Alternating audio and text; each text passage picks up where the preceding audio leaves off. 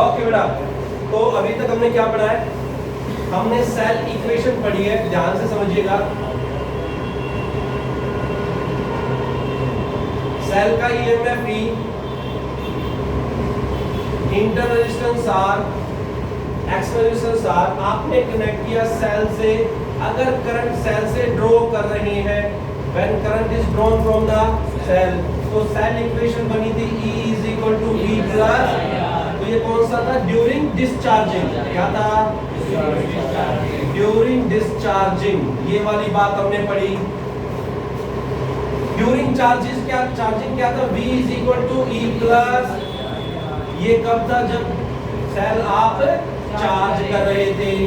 और उसके बाद when no current is drawn from the cell, when no current is drawn from the cell, then the potential drop across the cell gives us the EMF of the cell. बोलो भाई, clear है ये वाली बातें? अब हम जो करने जा रहे हैं वो है ग्राफ्स। वो हमें सेल इक्वेशन को समझने में और ज्यादा मदद करेंगे, ग्राफ। और भाई जो मैं आपको ग्राफ अब दो तीन ग्राफ बनवाऊंगा, इन ग्राफ अगर आपके बन जाते हैं तो ये मान लेना आपको ग्राफ भी समझ में आ गया, फिर किसी भी इक्वेशन में कहीं भी आप ग्राफ प्लॉट कर पाएंगे। ठीक है, आइए अब बात करते हैं ग्राफ्स ऑफ सेल। सर हाँ जी, ये भी इसमें तो आइडिया होता है। हाँ जी, तो अगर आई से हो गया नहीं V क्या है? वो अभी तो I0 होने का मतलब क्या है कि बाय चांस ऐसा होता है आप सेल के अक्रॉस पोटेंशियल डिफरेंस मेजर कर रहे हैं। सेल के अक्रॉस पोटेंशियल डिफरेंस मतलब किसी ऐसे डिवाइस से जो करंट फ्लो नहीं कर रहा, तो इसका पीछे कारण ही बता दो। ये यहाँ ऐसा क्यों यूज हो रहा है? आपके पास आगे डिवाइस आ रहा है पोटेंशियोमीटर। पोटेंशियोमीटर वो डिवाइस होता है जो आपका पोटेंशियल डिफरेंस मेजर करने में हेल्प करता है, सेल के इंटरनल रेजिस्टेंस या ईएमएफ ऑफ द सेल को मेजर करने में हेल्प करता है। और उसमें कंडीशन क्या है कि जो बैलेंस हो जाता है तो कोई करंट ड्रॉ नहीं करता। वैसे चाहे मैं इनफाइनाइट वैल्यू का वोल्टमीटर ले लूं, फिर भी थोड़ा बहुत तो करंट को ड्रॉ करेगा ही करेगा, चाहे वो थोड़ा सा करे। इसीलिए ये स्पेशल कंडीशन उस डिवाइस के लिए बनाई गई है कि अगर कोई भी करंट ड्रॉ नहीं हो रहा तो जो पोटेंशियल डिफरेंस जो भी होगा ना, वो मेरे को क्या देगा? ईएमएफ देगा। तो वो जो अगर पढ़ोगे तो measure the EMF of the cell, उसमें ये कंडीशन यूज हो जाएगी। तो इसलिए इस कंडीशन को बहुत ही इंपॉर्टेंस मिली है कि डिवाइस बना इस पर्टिकुलर कंडीशन के ऊपर।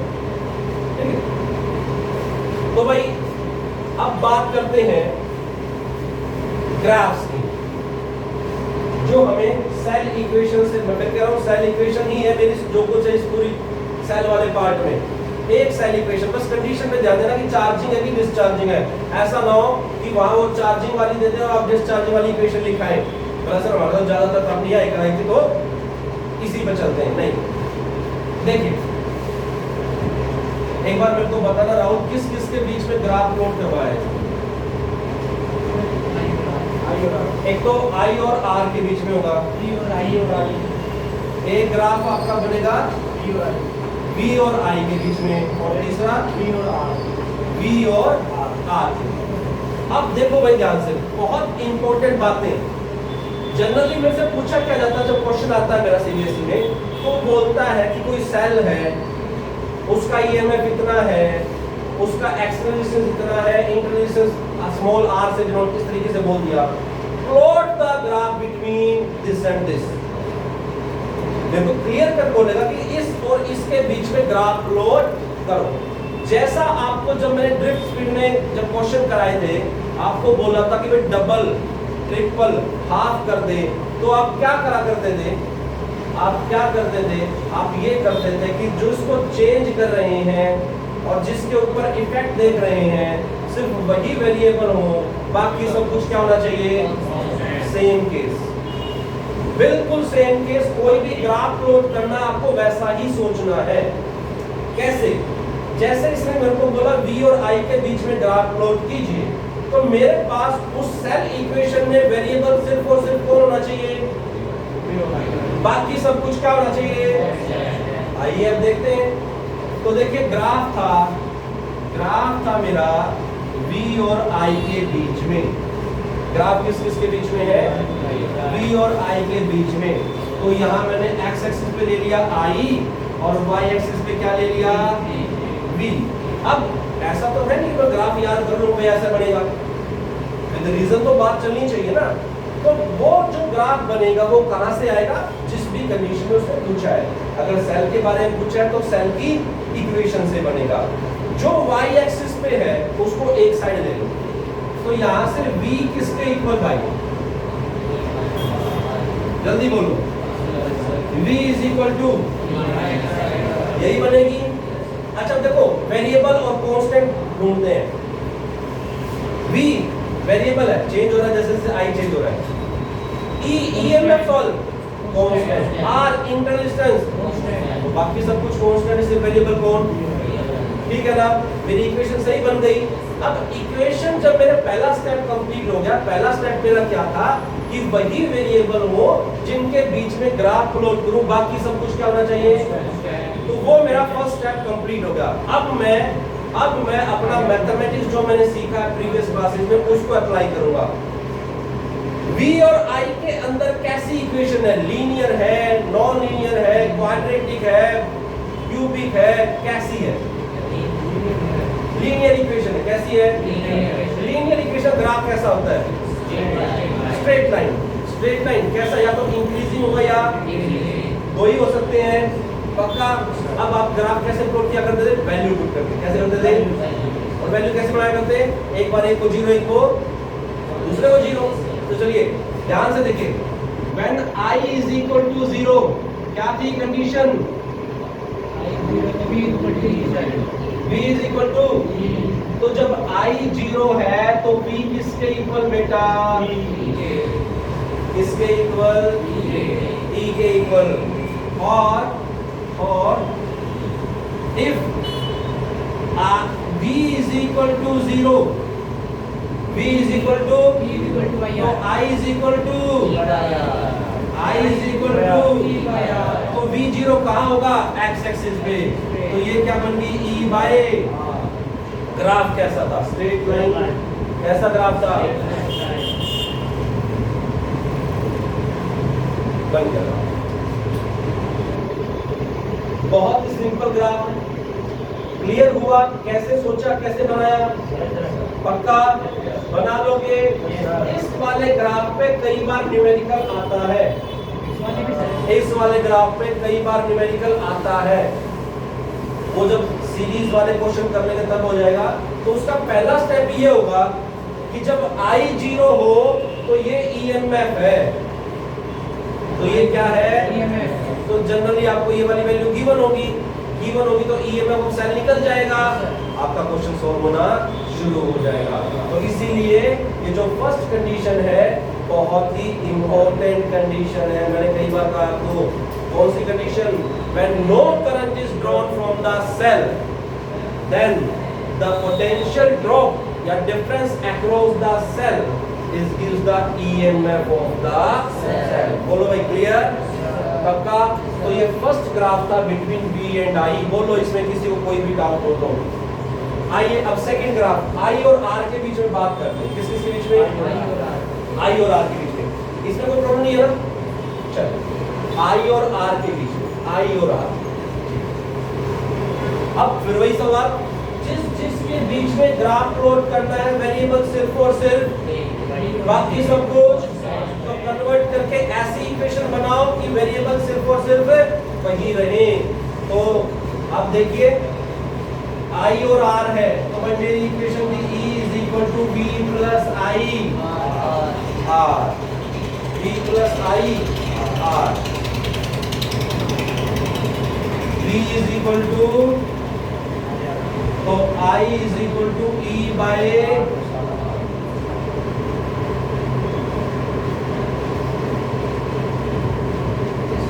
ठीक है।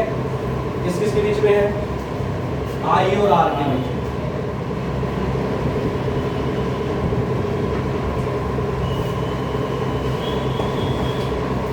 अब ये आई और आर में लीनियर रिलेशन नहीं है। क्या लीनियर रिलेशन है? सोच के देखो, नहीं है। और एक और आपको बात बताई थी, अगर वो दोनों मल्टीप्लाई करके कुछ कांस्टेंट बनाते हैं तो वो भी लगभग बन नहीं रही है, उसके लिए आप जीरो हो जाता फिर बन जाती।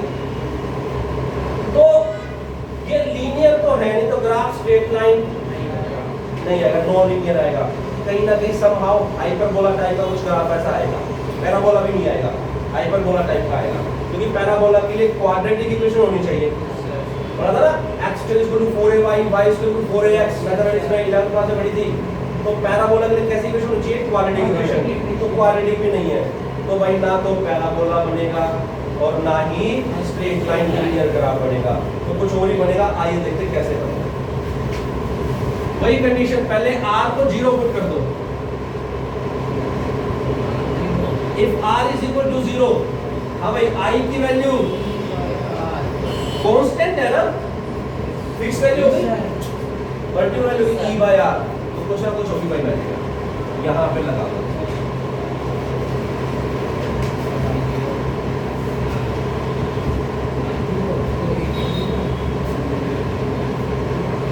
और इसे और चेंज कर दो।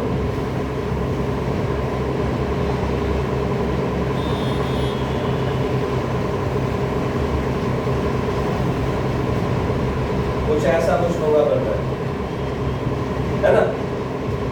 इफ i is 0, r की वैल्यू बोलो।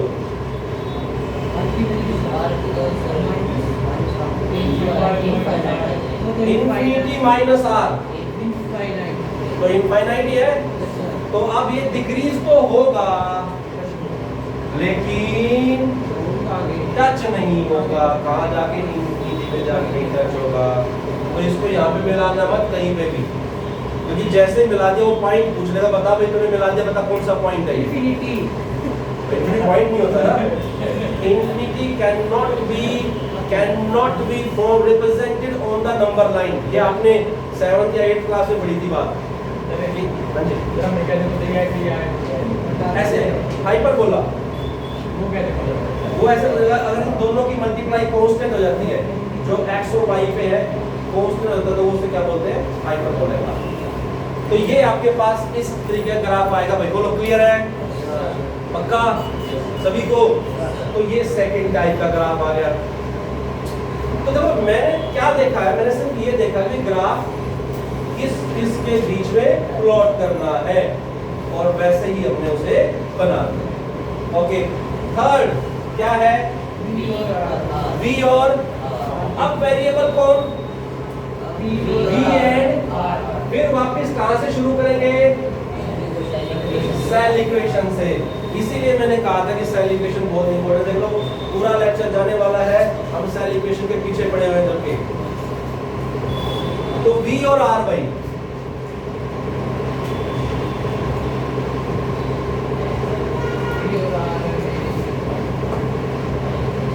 v और r, ठीक है।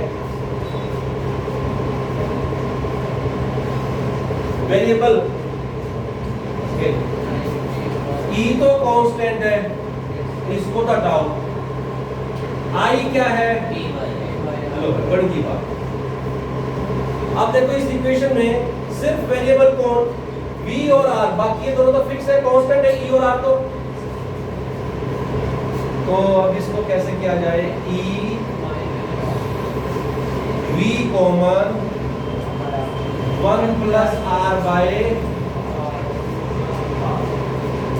मेरे हिसाब से इसको ऐसे ही रख लो, यहीं से आपको थोड़ी बहुत इंफॉर्मेशन अच्छी मिल जाएगी, वरना फंस जाओगे।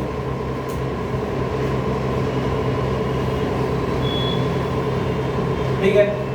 अब when r is 0, जल्दी बोलो। r is 0 sir. हाँ जी, सोच के देखो।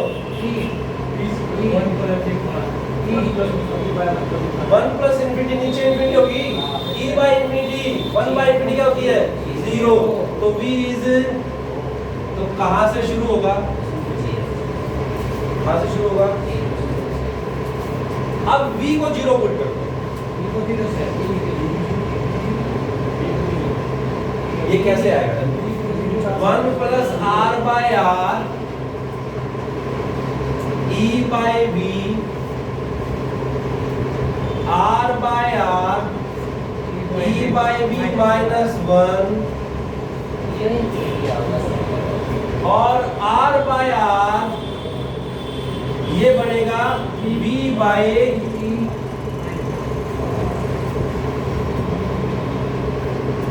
ऐसा कुछ होना चाहिए क्या? तो देखो इक्वेशन ठीक बनाई है ना, इक्वेशन देख लो v 1 plus R by R, ठीक है जी, e by 1 plus R by R, if r is 0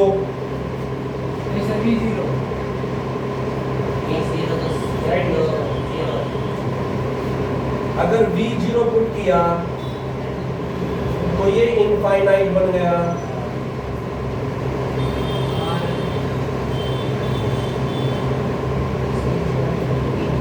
zero zero फिर r 0 आ रही है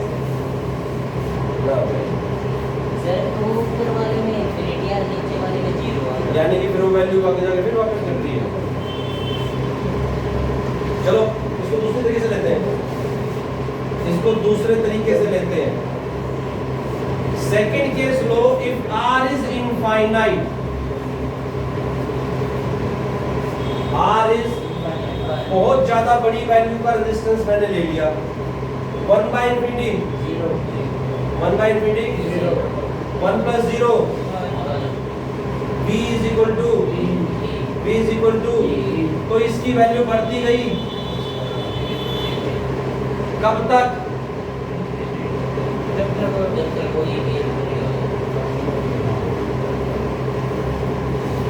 जब तक कि ये e के इक्वल और e से ज्यादा। तो जैसे जैसे आपने रेजिस्टेंस बढ़ाया है, अभी और हमने ग्राफ v इक्वल 0 ना करके r equal r value change करके उसी से ग्राफ प्लॉट किया, तो when r is equal to infinity तो v is equal to e, v is equal to ये ड्राइव भी करके दिखानी पड़ेगी कैसे ऐसे ग्राफ बनाया।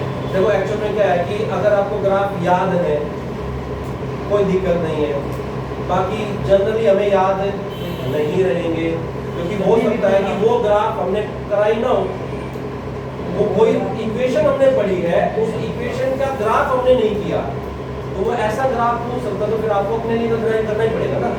तो मैं यही कहूँगा, मैं यही राय दूंगा कि अपने लिए ड्राइव करो, हमेशा करेक्ट आएगा, माइंड में कंफ्यूजन नहीं होगा, गलती नहीं होगी। ठीक है, दैट्स ऑल बेटा, दैट्स ऑल फॉर यू।